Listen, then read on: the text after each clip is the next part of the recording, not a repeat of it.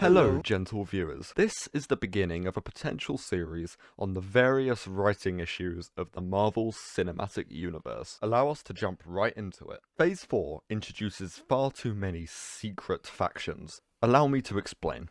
During Phase 1, we were introduced to S.H.I.E.L.D. I'm Agent Phil Coulson with the Strategic Homeland Intervention Enforcement and Logistics Division. That's quite a mouthful. S.H.I.E.L.D. operated essentially as a government agency one step above the FBI. This was all good, explaining how the world is dealing with the superhero antics of the MCU. In Phase 2, we had Captain America, the Winter Soldier. This film had the reveal that Hydra had infiltrated S.H.I.E.L.D. and had been doing so for some time.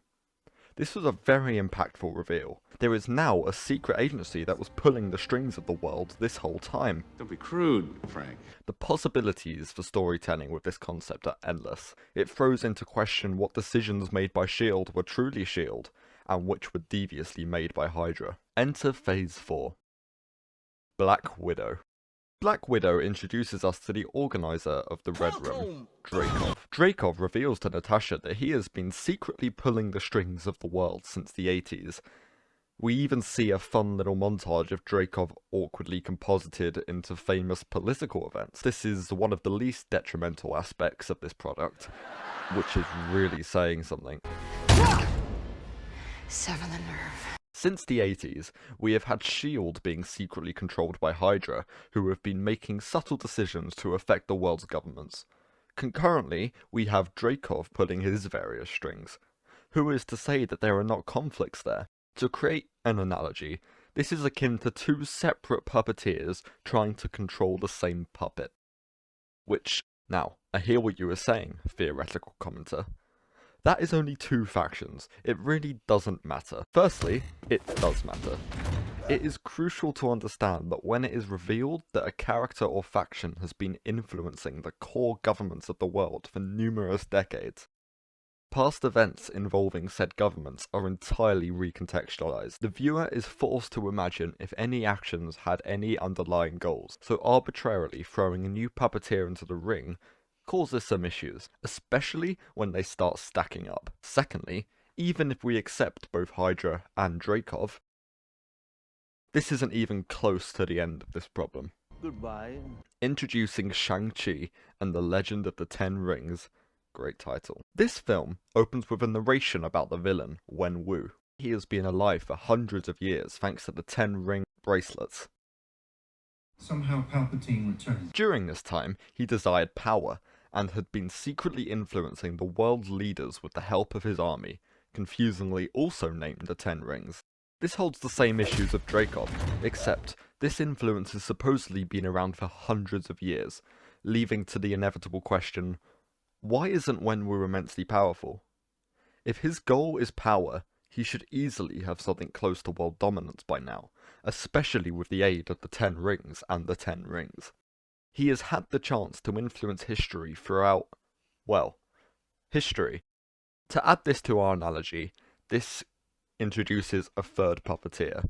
However, this puppeteer has actually been around for hundreds of years, controlling the puppet, but hasn't had a major effect until now, it would seem. There is equally an argument to be made that Wakanda has also been pulling its own strings in order to preserve the secret of vibranium. That is if we desire more participants in this circus, dangling this poor corpse of a puppet around. We can even look into the future of the MCU to determine more of these factions. During Phase 5, we will be graced with the Disney Plus show Secret Invasion. This is a story about how the Skrulls have infiltrated Earth and have been manipulating the governments of this world this whole time. Back to our analogy, this is essentially revealing that the puppet was actually not a puppet this whole time, but actually a shapeshifter who has complete free will to move their own limbs whenever they choose. I have left one show out for now, because of how much it absolutely destroys the world building of the MCU. Loki. This show introduces us to the TVA, the Time Variance Authority. Welcome to the Time Variance Authority. I'm Miss Lewis. Delving into the issues that the TVA add to the MCU would be an entire project in itself, because my god do they create problems. I would like to simply focus on one aspect, The fact that they have the power to show up and simply change any event in history to whatever they desire. Yes, that is just one issue. This is even more powerful than the previously named factions, as the TVA are shown to be able to reset any timeline with seemingly no limit in order to preserve one man's fanfiction.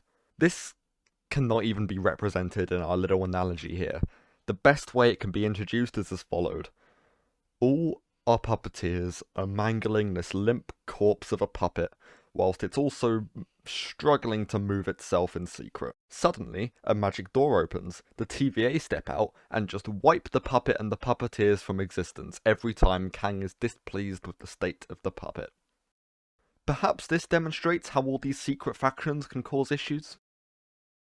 It would appear a primary cause for this issue, and many others that are suffered by the MCU, are the way Marvel Studios approaches the writing process. It seems that instead of someone pitching a story that fits into the MCU, Marvel decides the product they want to make and then finds someone to make it, which is an unusual order for the process. That writer is typically only concerned about making their own story and do not consider how it fits into the wider universe.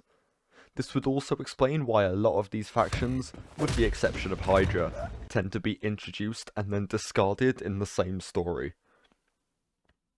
Because no other writer wants to think about how their story affects all the other factions. This is an intriguing problem, because it seems to me that a viable solution to this is to hire someone whose sole job it is to know the entire continuity of the MCU, and where every character is at any given time. Every potential story is checked by them for any continuity issues. This seems like a necessity for a franchise as large and interconnected as the MCU. There is a myriad of other factors as to why the writing is so poor, but I will leave those to a future video. I hope to make more of these videos on little aspects of the awful writing quality and world building of the MCU, whilst I am working on a very big project to critique the Phase 4 methodology of the MCU. Is something I really want to do, but it's going to take a while because I want it to be long and good and well researched. So for now, let's just break these down one by one. I hope you enjoyed, and thank you for watching. Welcome of cosmic harmony, hence I'm Miss Minute. you're welcome.